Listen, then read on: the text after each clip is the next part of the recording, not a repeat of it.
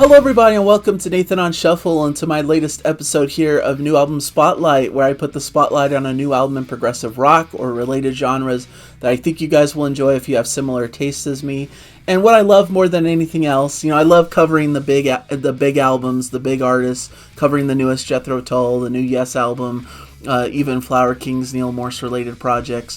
What I really love is finding the cool hidden gems, the stuff that most of you probably have not heard about, and bring that to your attention and introduce you guys to a new favorite artist, something that I think you guys will really enjoy. And I've got that for you guys today, a really great hidden gem that has come out recently.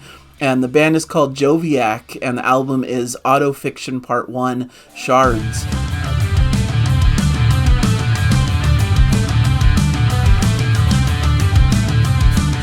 This is a band I hadn't heard of before. It was one that was recommended to me through my going off on different sites and looking at what's new, and a listener suggested this to me particularly, so that really highlighted it for me to check it out. So really impressed with this group. This is a heavy prog band from Finland that were founded in 2016. Their self-titled debut came out in 2017.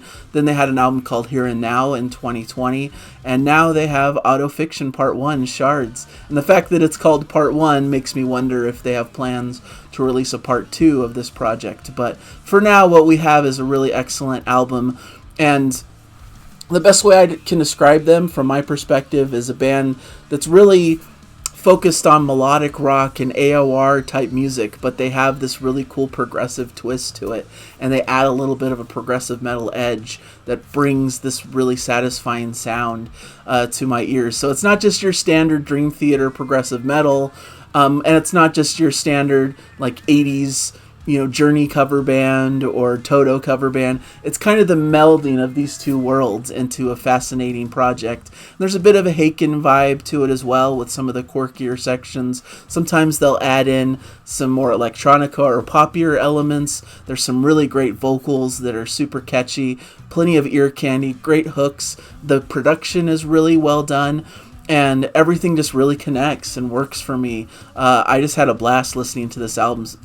Once I heard it, I just immediately had to jump on and do a review to tell you guys about it. Even though I know it's more obscure and it probably won't get viewed by a lot of people, it's still my passion to introduce everyone to incredible progressive music that just really captivates me. So hopefully you'll check this out and get as excited about it as I am.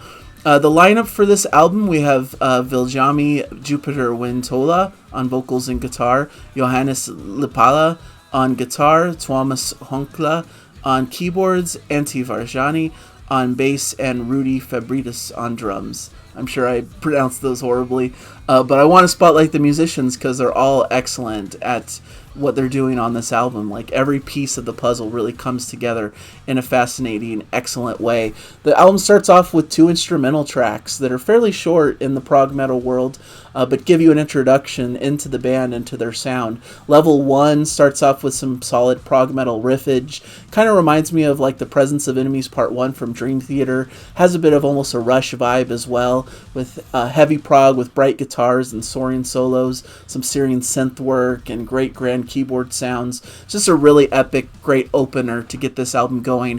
Whereas Haven, the second track, is a little bit more laid back, focused more on keyboard and groove and solid bass lines, some bright guitar mixed in well with the sweetly played piano. It's just a really light and laid back track that showcases that this isn't a band that's just going to hit you over the head with metal the whole album. They're going to also lay back and give you kind of calmer sounds and groovier moments, and that really comes to bear with the following tracks that you're introduced to on the record. Bomb comes next, which starts out with a bit of a heavy burst of energy, but it's still very melodic before it sits back in the pocket. Some very smooth, pleasing vocals enter the fray, which makes me wonder why they started with 2 instrumentals when their vocalist is just this excellent. And it starts off with that 80s melodic rock AOR vibe that I was mentioning coming through. Very catchy chorus. This is one of the poppier tracks on the album. Some bright synths and electronica come out of the chorus, adding unique flavors to a very catchy track. Great groove, great pop influences. I love that we get this kind of a cappella vocal section before the big key change in the end of the song. So really great 4-minute catchy track that gives you a lot of smiles and just really catchy and fun and great to bop your head along to. But then we get into one of the longest tracks on the album, Burn, which is way more into the prog metal side of their sound. Bit of a heavier riff-laden opening. Things ramp up with some lively bass and cool synth work before we get into this kind of djenty heaviness, upping the prog factor considerably, definitely taking some cues from Haken. There's even some dark growling vocals peppered throughout, but I'm not a huge fan of growling vocals, so to me, they're done tastefully and they're never overwhelming, and they serve the song really well here. And it's great juxtaposition between this heavier, darker sound to this really supremely catchy, upbeat chorus. I love how they can blend these two styles of this heavier prog metal with this really bright, upbeat kind of proggy pop sound. I love some tricky, fast-paced proggy sections that follow that showcase their instrumental prowess. Love this cool funky section with fast guitar and cool bass work before we get into more of an atmospheric break. There's some bright piano and some real focus on the vocals and on their timbre before we get back into kind of a more growlier section of prog metal, and then back to the catchy chorus with tinkling piano and a fairly epic conclusion that repeats the main theme on guitar in glorious ways. So a fantastic, little over 9-minute track that showcases pretty much all facets of what the band's about. Their more heavier chugging side that leans into prog metal and even, a little bit of death metal, but then some bright poppy arrangements, some really exciting catchy hooks, and bright proggy instrumental work that showcases a band that's willing to experiment and explore all sides of their sound and what they're all about. Canvas is probably one of the more popular tracks as well. Almost a bit of 80s AOR cheese, very much in line with like a Toto and Journey, but it's very well done, a beautiful ballad. And I love the breakdown that gives a bit more of an energetic, bouncy feel before we get some impressive guitar solo. And that's what's cool about this band, is they don't just sit in this kind of 80s cheesy AOR style for too long before they infuse different things that you wouldn't expect. Little twists and turns that just grab your ear and make it more exciting as a listener than just, oh, this is just a standard 80s pop ballad. No, there's a lot going on in the mix, a lot of different instrumental twists and turns that they like to infuse into their tracks, which I really appreciate as a prog fan.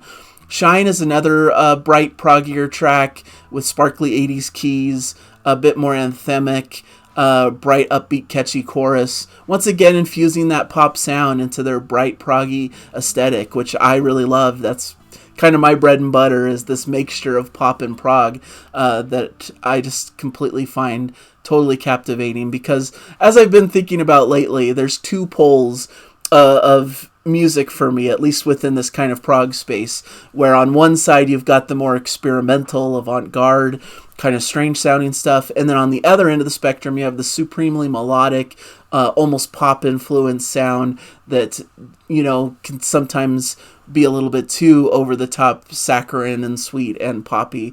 But when you come together and find the perfect blend where those melodic hooks draw you in, but it has just enough adventurous musical experimentation to really keep you there and excited about what's coming next, that's the perfect marriage, and that's what I'm looking for in great progressive rock music. What's interesting is next we get another instrumental called LevelSeven, which showcases their more heavy progressive metal side once again, with some djenty headbanging, some fun grooves, some bright keys shining through. That just keeps ramping up in intensity and fun, doesn't ever lose its balance of complex prog metal with a bright and uplifting proggy sound for a really exciting instrumental track, showcasing all that they do instrumentally in this band. And then Open Eyes and Mind is a 2-minute vocal piece that showcases how the vocals come to the forefront and how they really care about their vocal arrangements, with a dense choral sound and some big swelling moments and thoughtful slowdowns throughout the track to give you this really great recurring melody, which pops up back again in Once, their big final track of the album. This is the lengthiest track, kind of a mini epic of sorts, 11 minutes long. And it's beautifully done. Once again, you get that tight, beautiful melodic rock opening with some prog sprinklings on top. Some cool prog metal flourishes, but stays kind of grounded in this bright, catchy melodic rock aesthetic. There are some sounds that remind me of early Dream Theater, like Images and Words style Dream Theater. Great vocal hooks and bright, beautiful harmonies. There's also a Queen-like vibe to this track as well, especially when we get into this kind of bouncier section and some cool Brian May style guitar. There's a killer bass groove, some great instrumental fireworks driven by some really cool guitar riffs before we get into kind of an infectious beat that takes you on a fun ride, spotlighting bright keys and a theatrical vocal as well. There's tinkling keys and atmosphere before the power of the band kicks in to send the album off in a final reprise of that grand main theme that was previewed in the previous track. So a really excellent conclusion to what's been a fun and exciting album.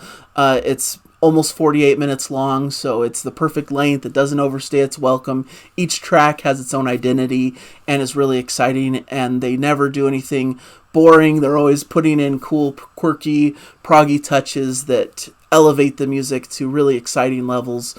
And it's a perfect blend to me of like cool melodic pop infused melodic rock with interesting, heavy-hitting, progressive metal. And they are a new band that I'm excited to start following and see what they come up with next, because they've really captured my imagination here and found that perfect balance of what I'm looking for in my music. This kind of pop-infused progressive rock and metal that just really speaks to me and has a sense of adventure and fun and lightheartedness about it. And I can't wait for hopefully Autofiction Part 2, I would imagine. If this is a Part 1, you'd imagine there'd be future parts. Maybe there'll be something coming out in the near future from them. But for now, I'm going to be listening to this album on repeat. It's going to go on my favorite albums of the year list. We'll see how it ranks, if it makes its way into my end-of-year tournament. But it's really excellent. I'm really excited. And this is what makes me want to do my channel, is finding unique, cool, young, fun bands that I can follow and get excited about, and add this one to the roster of incredible young musicians that I've gushed about on the channel and that I hope have a great, bright future ahead of them. So thank you guys so much for joining me on this episode. Hopefully you will check this music out and give me your thoughts if you've heard it. In the comments below. I'd be really curious to know if other people are being grabbed by this like I have. So thank you guys again. Enjoy the music. I'll be coming out with future reviews. I try to do a review just about every Sunday. That's my new schedule. So if you're interested in new progressive rock and looking for some great new albums, hopefully there's some good stuff there that I can recommend for you. So thank you guys so much, and I'll catch you guys in a future episode. Bye everybody. Enjoy the music.